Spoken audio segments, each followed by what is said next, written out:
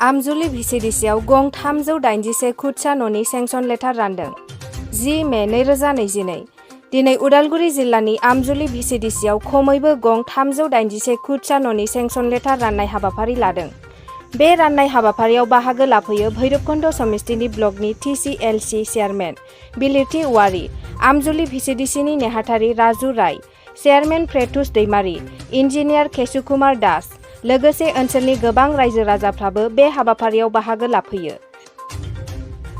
बिथां आलासिया खौरांगिरिफोरनि सिगाङाव बुंथिना होदों दि बे हाबाफारियावनो खमैबो 381 गं न'नि सेंसन लेटार राननाय जाबाय होनना। दानिया फै जों बिथां आलासिजों लोगोसे चेयारमेन बिथाङा खौरांगिरिफोरनि सिगाङाव मा फोरमायदों खोनासंनि। आमजुलि भिसिडिसिनि सिङाव गासै 381 ता जोंनि सेंसन जादों PMAY न'नि। बेखौ जों दिनैहाय सेंसन लेटार रानदों। जोङो नियमिया भाबै जोङो बे आमजुलि भिसिडिसिया जोबोद गोग्लैसोनाय PMAY न'नि दुब्लियाव। सिगां सरकारनिखौ नायोब्ला गोबां बिथांमोना लुनानै गालाङासै। दा जोङो जोंनि UPPL सरकाराहाय जों हिदान्त लादों जों गंफ्रोमखौबो मोजाङै लुना होगोन जाहाथे गासै बेनिफिसारिफ्राबो मोजाङै थानो हायो आरो बिस्रा थांखि थायो बिसोर पाक्का न'आव थानो बयबो लुबैयो। बे हिसाबै जों बिथांमोनखौ सुजुग सुबिदा नायनानै जोङो मोजाङै लुना होगोन होननानै जों सानो। जोंथ' भिसिडिसि हिसाबै गोबां थांखि लादों। जोङो न'निफ्राय लानानै बिदिनो जों किसु जों सेल्फ हेल्प ग्रुपफोरनोबो जों सहाय होनो बिदिनो थांखि लादों। लोगोसे लामा दालां बायदिफ्रावबो जों गोबां थांखि लादों। लामा दालां बिदिनो जों दा बानायबाय थादों आरो बिदिनो जोङो गोबां स्कुलफ्रावबो जोङो बिदिनो किसु गेलेमु भलिबल बेफोरबायदिबो जों आर्ट फिलिं खालामदों आरो बिदिनो फरायनायनि जोङो जोंनि बे MCLA EM डिप्युटि चिफजों रायलायनानै जों किसु बायला जिला स्कुलफ्राव जों बिदिनो खथा बारायनाय बिदिबो जों आसुनि लादों। बिदिनो मावबोगासिनो आरो जों। बिथांमोनाथ' गोबां खुसि। बिथांमोना जाहाथे गोबां बोसोर नेबोबाय बिथांमोना न' एप्लाइ खालामबाबो न'खौ मोननो हायाखै। नैबे जोंनि समावहाय जों गोबां जों सेंसन खालामना लानो हादों। 381 न'आ मामुलि न' नङा। बेवहाय बिथांमोना जोबोद गोजोननाय फोरमायदों।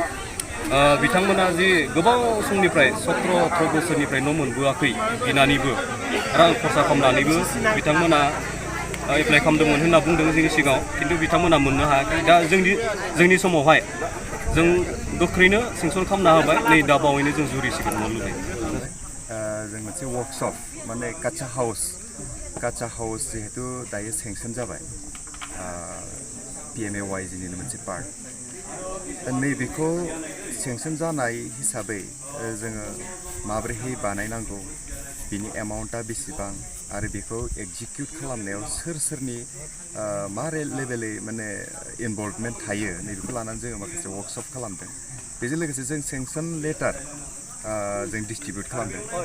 जोंहा गासै 333 जिहेतु नैबे आमजुलि भिसिडिसिआव सेंसन जादों आरो बेबायदिनो जोंनि भैरबकुन्द जितु MCLA कन्स्टिटुवेन्सि बेनि आन्दाराव बिदिनो मोनफ्रोमबो भिसिडिसिफ्राव खम बेसि बेबायदि बिबांनि बेबायदि जाहा माबाफ्रा न'आ सेंसन जाबाय थादों।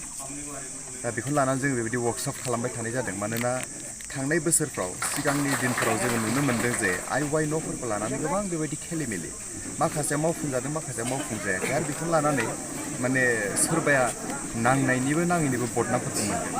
दा बेफोराव जोङो सानदों जे जों बुजि मोनै नुस' हायै माखासे जाहोनफोर थाबाय, उसुबिदाफोर थाबाय जायनि जाहोनाव बे न'खौ लुफुंनायाव बेबायदि जाफुंजोबाखिसै।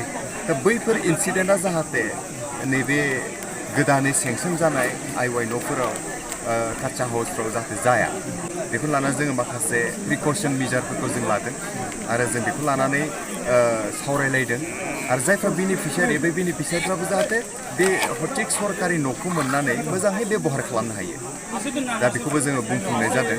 ओमफ्राय जाय भिसिडिसि चेयारमेन आरो भिसिडिसि मेम्बार TCLC मेम्बार्सफोर बिथांमोना जाहाथे बेखौ मावफुंनायाव मैखोम बाहागो लायो।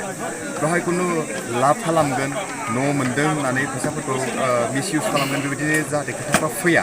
बेनि थाखाय जोङो बेबायदि थामथिम खालामदों आरो जों बिनिनो वर्कशप खालामदों जोंनि नैबे सरकार माने थोंजोङै आङो जिहेतु बेयो इउपिपिएल सरकार बा बिजेपि सरकार बेफोरबायदि आं बुंनो थाङाखै खिन्थु सरकार मोनसे गठन जाखांनायनि उनाव बे सरकारा मानो थाखाय जायो बे गोग्लैसोनाय रायजो ओनसोलफोरखौ जौगाहोनो थाखायनो जायो सोलोंथाइ बेबस्थाफोरखौ जौगाहोनो थाखायनो जायो सरकार मोजां सरकार लाबोनाय जायो आरो सरकार सोलायनायनि जाहोनाबो बेनो जे रायजो राजाफ्रा जुदि मोनसे सरकारजों सेटिसफाइ जायाब्ला गोजोननाय फैयाब्ला बे सरकारखौ सोलायनायनि मोनसे बिकल्प लायो दा बेनिखायनो गोदानै जिथु दाफुंजानाय बे सरकारा दिनै बेबायदिनो रायजो राजाफोरखौ आसा होनानै दिनै खामानि मावनो बिथांखिफोरखौ लादों दा बे बिथांखिफोरखौ मावफुंनो थाखाय बे सरकारा जथेस्थ दायबद्ध आरो बेबायदिनो जिथु जों एग्जिकिउटिं बा इमप्लिमेन्टिं एजेन्सि ग्रुपफोर जानानै जिथु डेभेलपमेन्ट ब्लकआनो जा बा गुबुन गुबुन बिदि डिपार्टमेन्टआनो जा